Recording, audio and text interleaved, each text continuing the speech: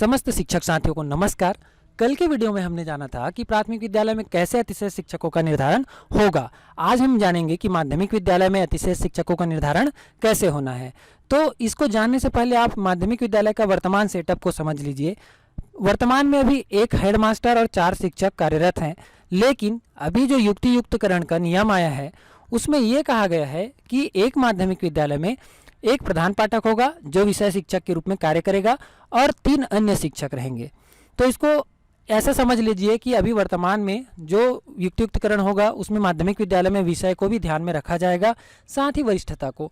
तो वर्तमान में अंग्रेजी, गणित, कला और विज्ञान, ये 3 विषय को माध्यमिक विद्यालय में शिक्षक के रूप में गणना करना है और इनको ही उस विद्यालय में रखना है और शेष शिक्षकों को अतिशेष माना जाएगा युक्तियुक्तकरण के नियम के आधार पर।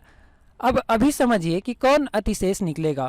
तो यदि विद्यालय में प्रधान पाठक हिंदी या संस्कृत साहित्य का विषय वाला है तो तब की स्थिति में अंग्रेजी, गणित और कला वाला शिक्षक रहेगा, जबकि उस विद्यालय में कार्यरत विज्ञान विषय का शिक्षक अतिशेष होगा।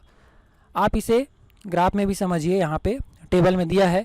यदि प्रधान पाठक हिंदी संस्कृत वाला है तो पहला शिक्षक अंग्रेजी का रहेगा, दूसरा शिक्षक गणित का और तीसरा शिक्षक कला का, और जो 5वां शिक्षक है विज्ञान विषय वाला वो अतिशेष निकलेगा। चलिए आगे बढ़ते हैं साथियों। अब यदि प्रधान पाठक अंग्रेजी विषय वाला है तब की स्थिति में क्या होगा? तब की स्थिति में गणित का पहला शिक्षक रहेगा, कला का दूसरा शिक्षक और तीसरा विज्ञान शिक्षक। इस स्थिति में हिंदी या संस्कृत वाला जो शिक्षक है वह अतिशेष निकलेगा। इसी तरह और आगे बढ़ते हैं। यदि प्रधान पाठक गणित विषय का शिक्षक है तब की स्थिति में शिक्षक 1 अंग्रेजी, शिक्षक 2 कला, शिक्षक 3 विज्ञान और अतिशेष यहाँ पर हिंदी या संस्कृत का जो शिक्षक है वो होगा। इसी तरह से अगर बात किया जाए कि प्रधान पाठक यदि कला वाला है तब की स्थिति में क्या होगा? तब जो विज्ञान विषय वाला है, गणित वाला है, अंग्रेजी वाला है वह सुरक्षित रहेगा, और हिंदी संस्कृत का यदि उस विद्यालय में शिक्षक है सेटअप के अनुसार तो वह शिक्षक अतिशेष माना जाएगा। अब इसी क्रम में आगे बढ़े, यदि प्रधान पाठक विज्ञान विषय का शिक्षक है तब की स्थिति में क्या होगा? तब की स्थिति में अंग्रेजी, गणित, कला ही रहेगा और जो हिंदी या संस्कृत साहित्य वाला शिक्षक है वो अतिशेष माना जाएगा। इसी तरह यदि जो हेडमास्टर है वो हिंदी या संस्कृत का शिक्षक है, लेकिन उस विद्यालय में अंग्रेजी का शिक्षक है, गणित का शिक्षक है और 2 कला विषय वाला शिक्षक है, तब की स्थिति में वह कला विषय का शिक्षक अतिशेष माना जाएगा जो बाद में ज्वाइनिंग किया है, अर्थात यहाँ पर उनका वरिष्ठता देखा जाएगा। इसी तरह आपके विद्यालय में यदि अंग्रेजी विषय का 2 शिक्षक है, गणित का 2 शिक्षक है या कला का 2 शिक्षक है तो जो बाद में नियुक्त लिया है वह शिक्षक अतिशेष माना जाएगा।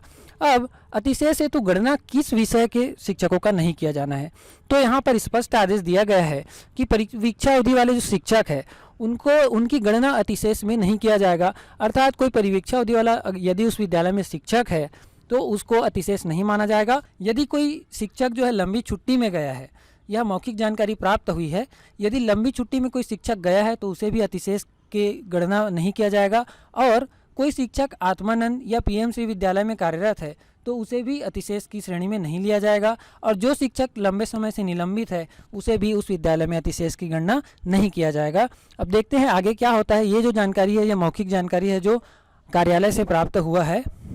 साथियों, अगर वीडियो अच्छा लगे तो आप अपने सुझाव और भी भेजिएगा कमेंट बॉक्स के माध्यम से, और इस युक्तियुक्तकरण के माध्यम से बहुत से पदों का जो है वो समाप्ति किया जा रहा है और इसका विरोध मुखर होकर होना चाहिए, क्योंकि भविष्य में प्रमोशन के पद है, बेरोजगारों को रोजगार नहीं मिलेगा, और जो उस विद्यालय में कार्यरत रसोइया है, स्वीपर है, इन सबको एक झटके में नौकरी से बाहर किया जा रहा है। तो इसका विरोध अनिवार्य रूप से होना चाहिए, कोर्ट के माध्यम से, हड़ताल के माध्यम से, ज्ञापन के माध्यम से, हर माध्यम से इसका विरोध अनिवार्य है, क्योंकि भविष्य में जो ग्रामीण इलाके के विद्यालय है उसको बंद करके निजीकरण की कहीं ना कहीं मार्ग को प्रशस्त किया जा रहा है। आप सभी समझदार हैं और समय रहते इस पे जरूरी कदम उठाना बहुत अनिवार्य है। धन्यवाद।